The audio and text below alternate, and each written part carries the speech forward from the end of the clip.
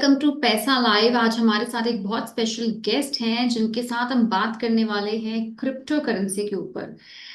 Mister PM Mishra, who is the legal expert for crypto currency. So first of all, welcome to our show. Thank you for joining with us. Thank you. Sir, हम crypto currency की अगर बात करें तो पिछले 1 से 1.5 महीने के अंदर हमने काफी अच्छी ग्रोथ देखने को हमें मिली है। चाहे वो बिटकॉइन हो चाहे एथेरियम हो, बिटकॉइन के अंदर भी काफी तेजी आई है। Around, to be precise, approx 10% something. And ethereum ने पिछले 6 महीने के अंदर ऑलमोस्ट 180 to 190% का जंप दिया है। All of a sudden what has happened globally, or do you think it has anything to do with India? Like, what has happened that this surge has come? If you see, अगर आप देखें जिस तरीके से surge हुआ है in case of bitcoin और Ethereum का, इसके पीछे ट्रंप सरकार और मिस्टर ट्रंप ही जिम्मेदार है। He is mainly responsible. How, if you look at, जब वो आए, पहले पहले आने के बाद वो एक एक्ट लेके आए हैं अभी, जीनियस एक्ट। जीनियस एक्ट क्या है? जीनियस एक्ट ये बोलता है कि you can bring your own stable coin. Means वो डॉलर की सब्स्टिट्यूट क्रिप्टो करेंसी में देखते हैं। पूरी दुनिया की इकोनॉमी, पूरी दुनिया की पैसा अगर अपने तरफ लाना है, आज डॉलर की सिचुएशन बहुत ही बुरी है, सबको पता है। अब उसको सब्स्टिट्यूट करने के लिए वो क्रिप्टो को पुश दे रहे हैं। अब वहां से आरडब्ल्यूए से लेके स्टेबल कॉइन, इन्हीं आरडब्ल्यूए के है रियल वर्ल्ड एसेट टोकनाइजेशन, और स्टेबल कॉइन, इनके ऊपर उनका पूरा नजर है। वो दुनिया की पैसे यूएस की तरफ खींचना चाहते हैं। और जो सर्च आप देख रहे हैं बिटकॉइन और इथेरियम में, और भी कुछ ऑल्ट कॉइन में आएंगे, जिसमें आप देखो उसका लिंक पूरा यूएस से है। It is a manipulated stuff bye institutional investor. Bitcoin की ग्रोथ इंस्टीट्यूशनल इन्वेस्टर के साथ रिलेट है, रिटेल इन्वेस्टर के साथ नहीं है। और इंस्टीट्यूशनल इन्वेस्टर कौन है? जो यूएस बैक्ड है। That's it. इसके लिए आप देख रहे हो इतना सर्च। सर, सर्च के बाद हमने देखा थोड़ी करेक्शन भी आई, तो क्या लगता है कि करेक्शन ये प्रॉफिट बुकिंग की वजह से है या इसके पीछे भी कुछ अलग मकसद या कारण हो सकता है? ट्रस्ट गेन करने के लिए, if you want to gain the trust, first of all create a real natural market. आप अगर स्टोरी देखें, as far as bitcoin is concern, वो कंसेप्ट आया था जब बैंकिंग कोलैप्स हुआ था यूएस में। उसके बाद बिटकॉइन आया, और बिटकॉइन के ओनर ऐसा डिक्लेयर किया गया, Satoshi Nakamoto, still I believe कि कहीं ना कहीं यूएस की एडमिनिस्ट्रेशन, यूएस रेस्पॉन्सिबल है उसको बिटकॉइन को लेके आने के लिए। तो आप ये जो ड्रामा है, ड्रामा तभी दिखेगा ओरिजिनल जब ये चीजें ऐसी होंगी, ऊपर जाएंगी, करेक्शन होंगी। That is there, but yes, everything you can see. अब जिसमें यूथ ट्रस्ट कर रही है, जब ऐसी सिचुएशन पैदा कर दिया जाए, तब global economy is moving towards digital currency, virtual asset. आप मानो या ना मानो, अगर इंडिया रेगुलेट नहीं करती, इसके ऊपर ध्यान नहीं देती, हमें बहुत बड़ा, उसके लिए बहुत बड़ा नुकसान होगा। आज नहीं तो कल होगा। जहां पानी जा रहा है, दरिया बह रहा है, you have to go with it. You cannot just stand reverse and say भाई हम तो अलग कर रहे हैं। This is what my view point is all about. Sir, आपने भी एक बहुत इंपॉर्टेंट बात की कि अगर इंडिया इसको रेगुलेट नहीं करती तो इंडिया के लिए ये काफी ज्यादा नेगेटिव इम्प्लीकेशंस लेकर आ सकता है। वो क्या हो सकती हैं? मतलब ऐसे क्या नेगेटिव इम्प्लीकेशंस हो सकते हैं इंडिया के ऊपर, इंडियन इकोनॉमी के ऊपर? या फिर आप कह सकते हैं कि ब्लैक मनी, या फिर आप कह सकते हैं कि वॉर फंडिंग, टेरर फंडिंग, ऐसा क्या ही हो सकता है? मतलब व्हाट वर्स्ट कैन हैपन? देखिए, आप इस चीज को समझिए। यूएसडीटी, आपको पता होगा, मुझे पता है, भी दुनिया भर को सबको पता है। यूएसडीटी एक ऐसी स्टेबल कॉइन है जिसका ओनर लिंक होता है चाइना के साथ, और वो यूएसडी बैक्ड है। कितने पैसे इंडिया से बाहर जा रहे हैं, गवर्नमेंट को भी पता है, दुनिया में सबको पता है, इन्वेस्टिगेटिंग एजेंसीज को पता है। बाहर जा रहा है, पहली बात, पैसा बाहर जा रहा है क्योंकि रेगुलेशन सही से नहीं है। दूसरी बात, जितने हमारी टैलेंट ब्लॉकचेन में है इंडिया में, lot of talented young people are there, वो दूसरों के लिए काम कर रहे हैं। जबकि अगर आप देखें, 85% एक्सचेंज वर्ल्ड की ओन्ड बाय चाइनीज। क्या चाइनीज टैलेंट हमसे ज्यादा टैलेंटेड है सॉफ्टवेयर में? वी आर गुरु। हम टीचर है सॉफ्टवेयर के, वो हार्डवेयर के टीचर है, हम सॉफ्टवेयर के टीचर हैं। अब हमारे मैन पावर को यूज करके वो लोग एक्सचेंज चलाते हैं। बड़े बड़े एक्सचेंज आइए जो ओन करते हैं चाइनीज, उनमें टेक्निकल फ्रंट देखिए इंडियंस हो। देखिए जैसे एफटीएक्स का आप देखें, एफटीएक्स इतना बड़ा टेक्निकल, वहां पर आप देखे होंगे एफटीएक्स का बहुत बड़ा स्कैम हुआ था। जो टेक्निकल बंदा था वो इंडियन ही था, आज वो जेल में है। बट मैं ये कहना चाहता हूं इंडिया में टैलेंट की कमी नहीं है। क्यों ना हमारे देश में, अब दुबई हमारे पड़ोसी देश, जस्ट दरिया पार बॉम्बे के उस तरफ दुबई है, छोटी सी यूएई छोटा सा कंट्री है। वहां पे क्रिप्टो कहां से कहां पहुंच गया, बिलियंस डॉलर्स आ चुके हैं। उनकी पूरी रियल एस्टेट जो अभी ग्रोथ है, जिस तरीके से उनकी ग्रोथ है, उसके पीछे क्रिप्टो है। हम क्यों नहीं कर सकते? हम कर सकते हैं। रेगुलेशन लाइए, एक स्पेशल इकोनॉमिक जोन खोलिए, वहां पे रेगुलेशन लाइए और क्रिप्टो को बढ़ावा दीजिए। क्यों नहीं? पूरे जो लोगों को पता नहीं है, जिनकी अवेयरनेस नहीं है, उनसे दूर रखिए। This is what my point of view is all about. Sir अभी हाल फिलहाल में ये बात भी न्यूज में आ रही थी कि गिफ्ट सिटी के अंदर वो क्रिप्टो के शुरुआत करेंगे, क्रिप्टो एक्सचेंज करना, क्रिप्टो से डीलिंग करना, उसको देखिए, क्रिप्टो हब गिफ्ट बनाने सिटी की को कोशिश भी करेंगे सरकार, इस तरह की खबरें भी आ रही है। What do you think of that? Gift gift city को गिफ्ट सिटी रहने दीजिए। गिफ्ट सिटी एक अलग चीजों के लिए बनाया गया था। हम चलिए जिस चीज के लिए, अगर मालदीव्स की इशू हुआ था, जब लक्षद्वीप को बहुत ज्यादा बढ़ावा दिया जा रहा था, अंडमान निकोबार को बढ़ावा दिया जाता, कितने हैं वहां पर आइलैंड? जाइए दो चार आइलैंड को लीजिए, एक कॉर्पोरेट बंदे को बोलिए, टाटा को बोल सकते हैं, बहुत सारे हैं जिनको आप बोल सकते हैं कि जाइए ये आपका है, यहां पे आप प्रमोट कीजिए, अच्छी सिटी बनाइए, उसमें सिर्फ ग्लोबल जितने क्रिप्टो के लोग हैं उनको इनवाइट किया जाए, लाइसेंसिंग दिया जाए, बाहर के पैसे इंडियन इकोनॉमी में आए। This is what my thought process is. दूसरे लोग अगर इसी के बहते हुए पानी में हाथ धो रहे हैं, क्यों ना इंडिया धोए? हमारे पास इतने टैलेंट है, इतने चीजें तो हैं, क्यों ना आपका करें? मतलब कहने हम का जाके मतलब बाहर है, जाएं।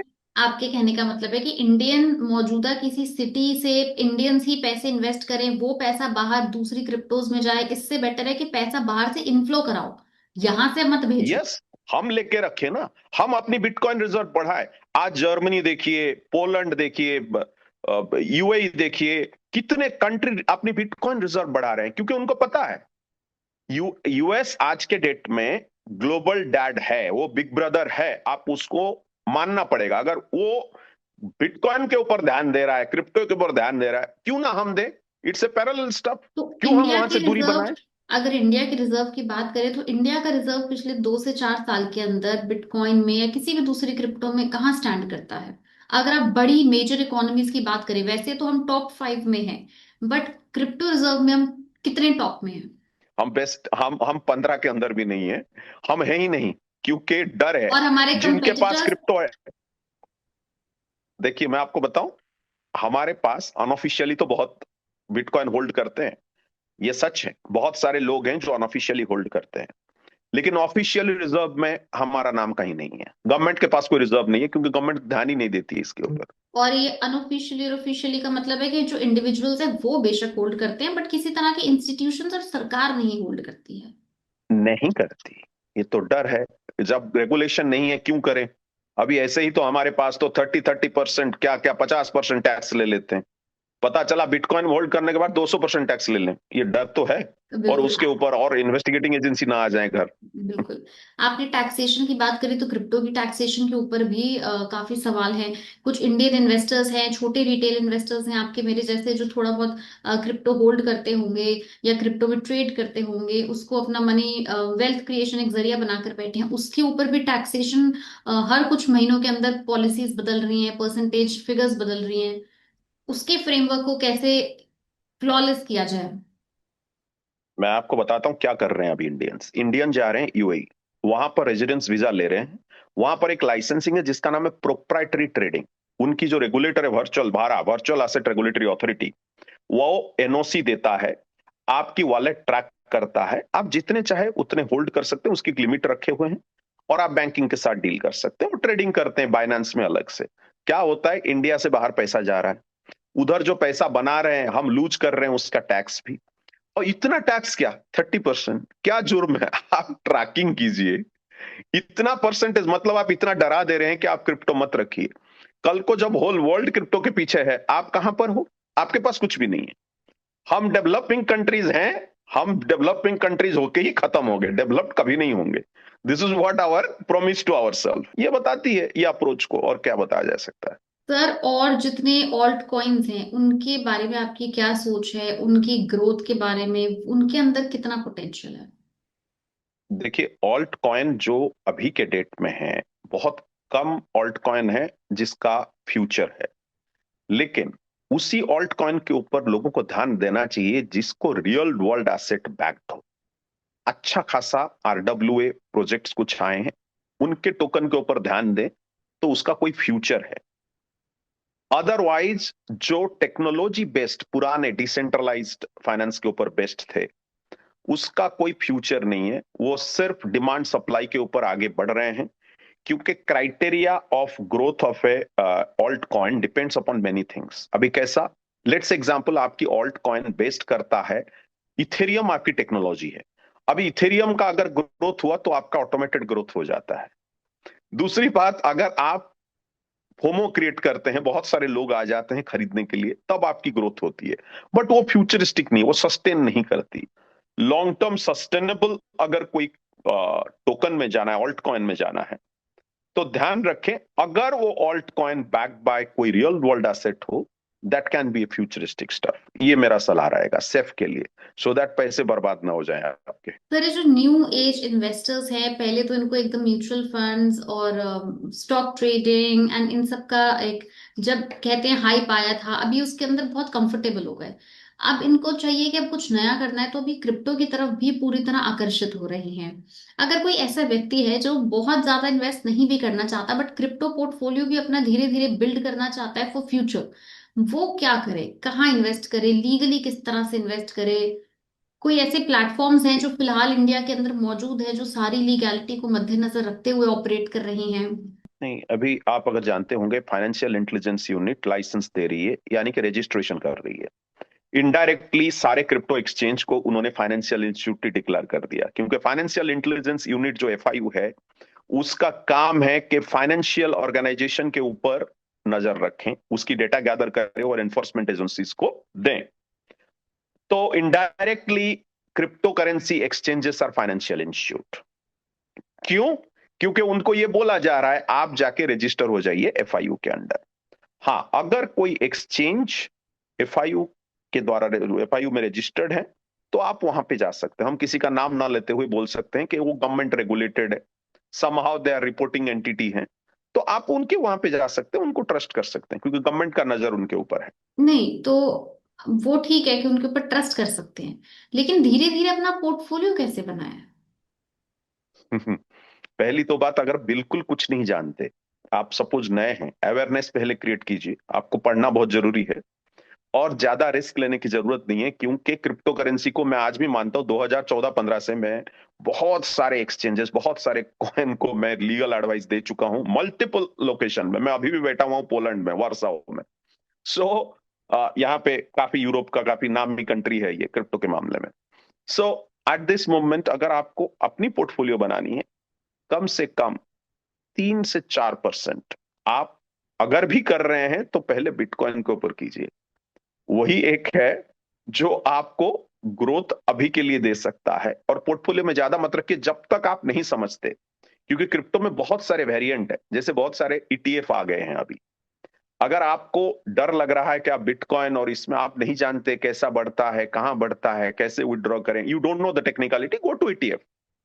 काफी सारे ईटीएफ है, you can go for different exchanges, go for the ETF investment. अब ईटीएफ में क्या है, एक्सचेंज ट्रेडेड फंड है वो, उसमें मिक्स पोर्टफोलियो है, जिसमें अगर आप 4-5% अपने पोर्टफोलियो के लगा देंगे, ग्रोथ भी होगा, और चांस ऑफ लॉसेस बहुत कम होते हैं, ना के बराबर होता है। Well, thank you so much sir. आपने तो हमें कहाँ कैसे इन्वेस्ट करना है, कहाँ इन्वेस्ट करना है, किस तरह से शुरुआत करनी है, लीगैलिटीज क्या हो सकती हैं, सब चीज अच्छे से एक्सप्लेन की। उम्मीद करते हैं कि क्रिप्टो के ऊपर इंडिया में भी कोई जल्द ही फ्रेमवर्क बनेगा, रेगुलेशन आएगी, जिससे इंडिया भी इस बड़े कह सकते हैं वेव जो चल रही है, हम इससे दूर ना रहे, हम भी इस बहती हुई वेव का पूरा लुत्फ उठा पाए, और हमारी इंडियन इकोनॉमी से भी पैसा जाए ना। इनफैक्ट जिस तरह आपने एक आइडिया दिया, वो इनफ्लो बनकर आए, आउटफ्लो ना हो। हम भी शायद अपना कोई क्रिप्टो हेवन खोले, हम भी, हमारे पास भी कोई क्रिप्टो आइलैंड हो दुनिया को दिखाने के लिए। मैं तो ये बोलना चाहता हूं कि अगर गवर्नमेंट चाहे तो जो ट्रिलियन डॉलर इकोनॉमी की वो सपना देख रहे हैं, वो क्रिप्टो के थ्रू पूरा एक ही कर हब सकते बनाए जिसमें हैं। क्रिप्टो, आई गेमिंग, फॉरेक्स, ये तीनों को लेके आ जाए। 5 ट्रिलियन अजीब हो जाएगा। और उसका एग्जाम्पल साइड में बैठा हुआ है दुबई।